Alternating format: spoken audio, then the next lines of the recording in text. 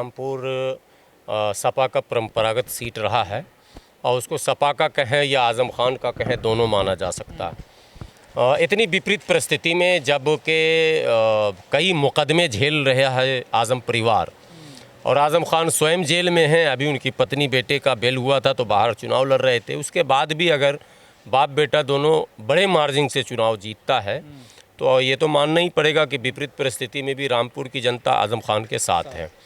बाप भी यानी आज़म खान स्वयं चुनाव जीते हैं, अब्दुल्ला आज़म जीते हैं और उनके चचा हैं नसीर खान जो चमरौआ विधानसभा से, यानी कि 3 विधानसभा पर तो एक परिवार ही का कब्ज़ा है और 2 विधानसभा में एक सुरक्षित सीट है और एक सामान्य है, तो 3 जीतने का मतलब है कि लोकसभा इसे भी जीत गया वो, तो इसलिए रामपुर पर बहुत ज़्यादा पेच नहीं फंसेगा।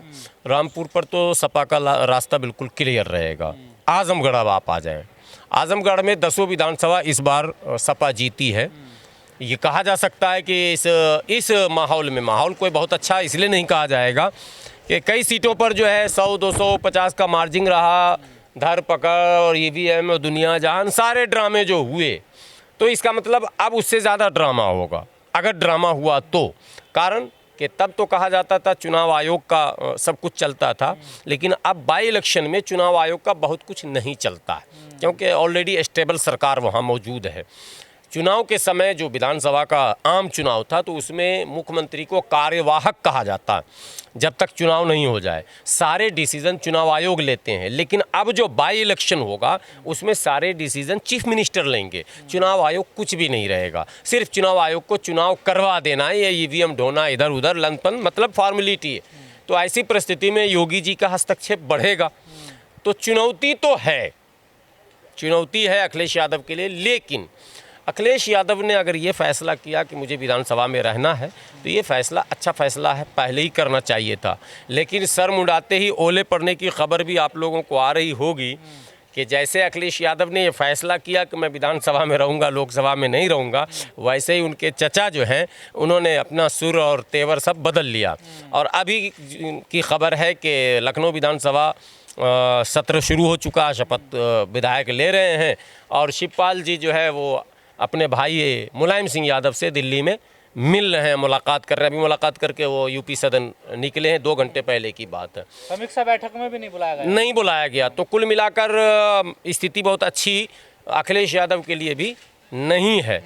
जो बातें पहले कही जाती थी अपर्णा यादव को लेकर, उससे पहले चुनाव सत्र में शिवपाल यादव बड़े फैक्टर माने गए थे, कहा गया था कि घर में ही जब एक नहीं है तो बाहर क्या होंगे, इत्यादि इत्यादि। वो मामला फिर शुरू है। इन सभी चुनौतियों से कैसे निपटते हैं अखिलेश यादव, ये तो समय मैं बताएगा, अभी हम लोग को भी देखना है। लेकिन कुल मिलाकर आज़म खान और अखिलेश यादव का यूपी में रहना, लोग विधानसभा में रहने का मतलब यूपी में रहना, सपा के लिए बेहतर कहा जाएगा पॉलिटिकल दृष्टिकोण से। अगर आप देखें, आपने जो आजमगढ़ की अभी बात करी, सपा की बात करी, आपने बीजेपी की बात कर ली, मौजूदा सरकार जो सब कुछ बता दिया, लेकिन अभी कल की जो समीक्षा बैठक हुई है BSP की, गुड्डू जमाली का नाम निकल के आ रहा कि वो भी चुनाव लड़ेंगे।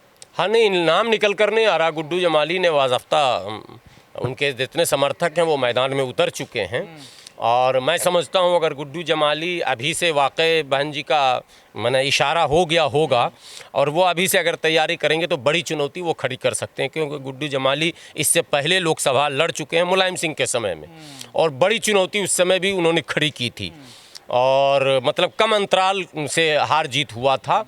तो वैसी परिस्थिति में सपा ने अभी निर्णय नहीं लिया कि इस खाली सीट पर लड़ाना किसको है। नहीं, नाम आ तो रहा, कुछ लोग कह रहे नहीं, नाम आ रहा, नहीं, नाम आ रहा, लेकिन पत्ते खुल नहीं रहे ना, पत्ते खोलने की असल बात है। गुड्डू जमाली की बात आई है तो बसपा की तरफ से कोई वो बयान नहीं आया कि नहीं गुड्डू जमाली नहीं होगा, अभी विचार ऐसा कुछ नहीं आया। मैंने बात चल चुकी है तो लग रहा चल ही चुकी है और शायद अगर ये चलती रही और अगर वापसी भी होगी, वापसी, मैं कह तो रहा हूँ कि अगर अधिकृत स्टेटमेंट आ गया बसपा के तरफ से कि हाँ गुड्डू जमाली ही प्रत्याशी होंगे तो कार्यकर्ताओं में एक नई ऊर्जा होगी। उपचुनाव लड़ने की घोषणा कर दी बीएसपी, वैसे उपचुनाव नहीं लड़ती है बीएसपी, इस बार कर दी उन्होंने घोषणा। गुड्डू जमाली बड़ी चुनौती है और मैं समझता हूँ अखिलेश यादव को अभी से ही सतर्क रहना पड़ेगा।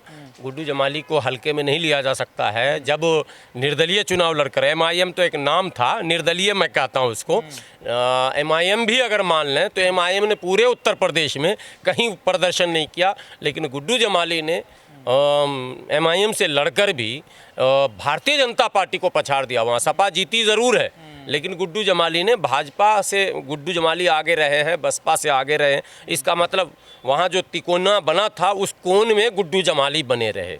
तो ये तो कहा जा सकता है कि मजबूत उम्मीदवार हैं।